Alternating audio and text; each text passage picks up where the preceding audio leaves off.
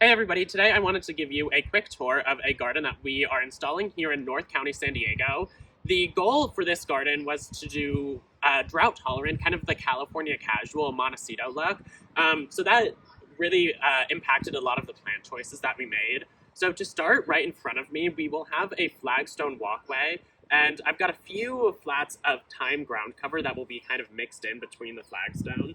And then just behind that, I've got three blue glow agaves. These guys get about 2 feet tall and wide, and they don't pup like a lot of agaves, so they will stay their distinct three. Um, as just kind of a focal point, we wanted to leave this area relatively clear. You can see we've got a lot going on back behind me. So I wanted to give the eye a little bit of space to rest. So we will just have these three here, and then bark mulch around them.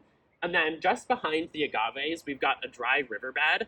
This riverbed, it's very light colored, and the rocks are all of the same size. So one of the last steps of the project will be to bring in some more rock of some smaller ones, some bigger ones, and also darker colors that will just kind of darken the whole look of it, and I think make it look a little bit more natural, having some variation in sizes. And then moving back behind the dry riverbed, um, starting in the front, I've got some Senecio serpens. Those are these little guys right here. These get about 10 inches tall, and then they will spread and totally fill in this front as kind of a nice carpet. The Senecios are one of my favorite ground covers because they are tough as nails and super drought tolerant. And then on either sides, I have coast rosemary. The botanical name is Westringia fruticosa. And the variety on these is called gray box. So this is a smaller one that stays about 2 feet. It doesn't. Some of the other coast rosemarys get kind of 6 foot and larger. This one doesn't do that. And then finally, behind the coast rosemary, I've got a trio on either side of Salvia leucantha. This is the variety Santa Barbara, which stays about 3 or 4 feet. This isn't a huge yard, so I chose a lot of varieties of things that stay a little bit smaller. Some of the other Salvia leucanthas get upwards of 6 feet, and that definitely would have been too big for this area. And then the last thing in the front, I've got a fruitless olive. This is the Wilsonii variety, which stays in the 15 to 25 foot range. We are going to try to keep it a little bit smaller than that, but that is really the focal point of the yard. So you can see I've designed everything to lead your eye up to this fruitless olive. And then once it's planted, I will come back and lace it out a little bit so that you can really see the trunk and so that we get a really good structure going. And then moving up towards the front door and then off to this little patio that's on my right, we've got a trio of sansevierias here right next to the front door. This area gets a decent amount of shade, so I wanted to choose something that could handle the shade in the back, but could also handle the shade in the front. And these also don't have any thorns or anything. We were originally going to do a trio of San Pedro cactus here, but they do have little thorns. And so once we were here on site, we decided to switch them out for these sansevierias, just so that it's a very warm and inviting entryway. And then over to the right, we've got a bank of western sword ferns. This area gets quite a lot of shade in the late afternoon. It will get some direct sun. I think that the western sword ferns, though, will absolutely be able to handle that. And then in front, I've got 2 flats of Diamondia ground cover. That is another one of my favorite ground covers for more drought-tolerant landscaping. It only gets about 2 inches tall. It's not invasive. And once it totally fills in, it forms this kind of nice mat. It almost looks like it's almost a lawn substitute, and some people use it like that. And you can also walk all over it, and if you plant it in the fall and winter, it's super hardy. It doesn't prefer to be planted in the warmer months, but it's mid-October already here, so it's a perfect time to be planting it. And then finally for this area, I've just got a couple of more Senecio just down to my right, just to kind of fill in this area in front of the cypress.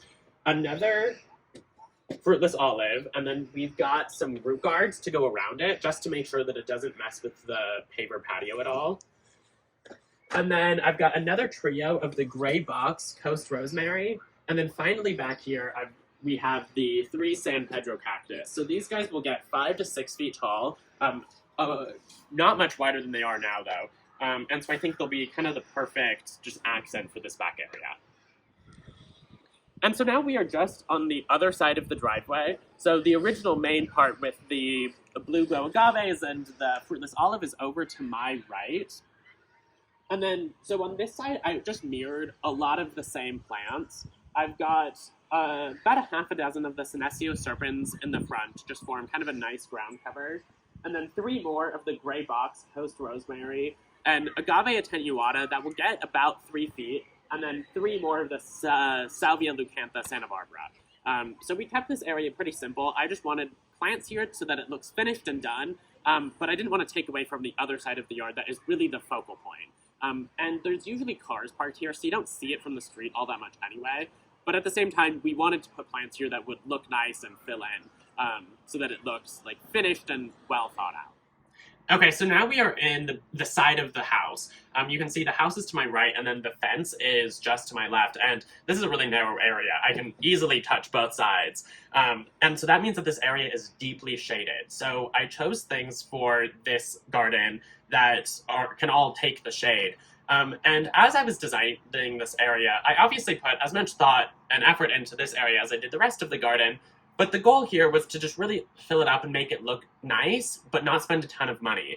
But now that the plants are actually here and set in their places, I think that this is actually my favorite part of the entire garden. So to start, I've got a few holly ferns that were actually already here. They haven't been getting much water, but they've been doing fantastic despite that. So we made the decision to go ahead and keep them. So those are just kind of dotted back along the entire walkway. And then just behind it, I've got a Japanese boxwood. This is just regular Buxus japonica. It's none of the named varieties. I find that here in San Diego, it doesn't really make a difference, so I tend to go for just the regular Japanese boxwood. In colder areas, like in my garden up in Washington, I use a named variety because then they tend to be able to handle the winter better. But here in San Diego, the Buxus japonica does just fine. And then behind it, I've got another western sword fern. This western sword fern is, in my opinion, one of the best ferns for Southern California, because it doesn't need as much water as the other ones. It's not as sensitive. It can take a full shade situation like this. It can also take some sun. So it's just a really hardy one. And then along the fence, I've dotted about a half dozen star jasmine. People generally grow this in full sun, but it is not a plant that needs it. It can also go in full shade. Now, the one caveat is that it's not going to bloom as much in shade. You'll still get a little bit of bloom, but really the idea here is to just have green and a variety of texture with the boxwoods and the ferns and the jasmine. So in all honesty, I don't really care if it blooms or not. And as these are planted, we will come back in with some wire to give it something to climb on the fence. But other than that, I just kind of repeated these same plants along the entire area. And I think that this is going to be one of the most special spots in the entire garden. So now we are standing here in the backyard, and this area isn't quite buttoned up yet. But there is a fountain that was already existing here, and this is kind of the focal point of the yard. So in front of it, we've done another few Senecio serpens. Really the only goal here was to cover the base of the fountain, this concrete that you can see. The client really didn't want to see that anymore, so the Senecio serpents should totally fill in and cover that. And then behind it, we'll have some open space. This whole area will be filled with pea gravel in a really dark gray color, and a really small pea gravel. So you won't see any soil, but we wanted to leave some open space. And then we've got 3 more of the Santa Barbara salvias. And then we are going to come back with 2 more coast rosemarys, probably a variety that gets a little bit bigger than the gray box that we did in front. One on either side, just to break up the salvias a little bit. The client really didn't want too much purple back here, so we are going to add in a couple of the coast rosemarys. And then finally, I've got a row of iceberg roses behind the bench. The reason that I went with iceberg as opposed to another variety of rose is that these are super hardy. They tend to get a little bit bigger if you let them, but they bloom like crazy. They will be in bloom 10 months out of the year.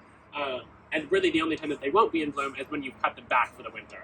And they are super disease resistant and pest resistant. So in landscapes like this, where it's not like a manicured rose garden where someone is going to be out there on an almost daily basis looking at the roses, iceberg, in my opinion, is really the best choice.